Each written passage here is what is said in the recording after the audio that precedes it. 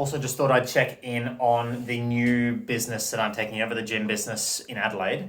And yeah, I'm curious for your thoughts, if you've had to deal with something like this, kind of, when you're trying to purchase something, you have their offer, you do a counter offer, and they don't budget in the slightest. So yeah, I'm trying to work on my response now.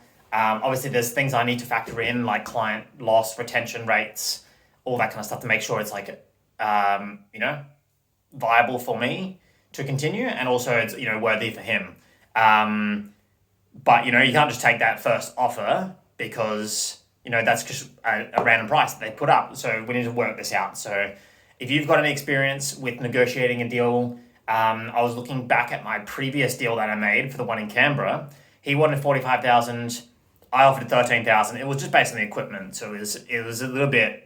There really wasn't the $45,000 value that he was offering. He just had that random number in mind. So I offered 13,000. Didn't hear from him. He was like, "Yep, cool, thanks, see you later." And like a week later, whatever, he got back to me saying, "Hey, thanks for the offer. Looking at some numbers, I can do down to 20,000 firm." And yeah, so I brought down the price by over half. This guy is definitely a bit more, kind of aware of a couple of things and not willing to kind of like part ways with a low price. But there has to be some wiggle room, because this is just based on a rough estimation based on clients and a value per client. And it's really tricky to value something like that, because there's nothing guaranteed. Even though they're on weekly memberships or yearly memberships, doesn't really matter.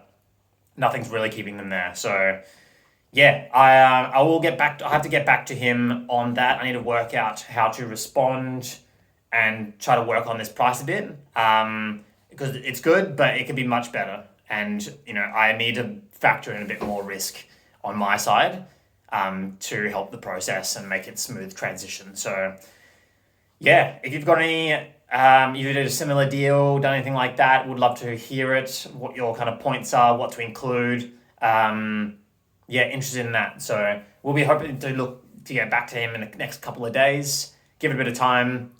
He has to, then kind of would make him believe that, I'm his only option, really, I think. So I'm in a good spot to negotiate what I think. Otherwise, I can just walk away and not go through with it. So it's always an option. Not that I want it, but that's always there, and that's always a risk that he has to take as well. So you can't just reject every offer. So we'll see how it goes.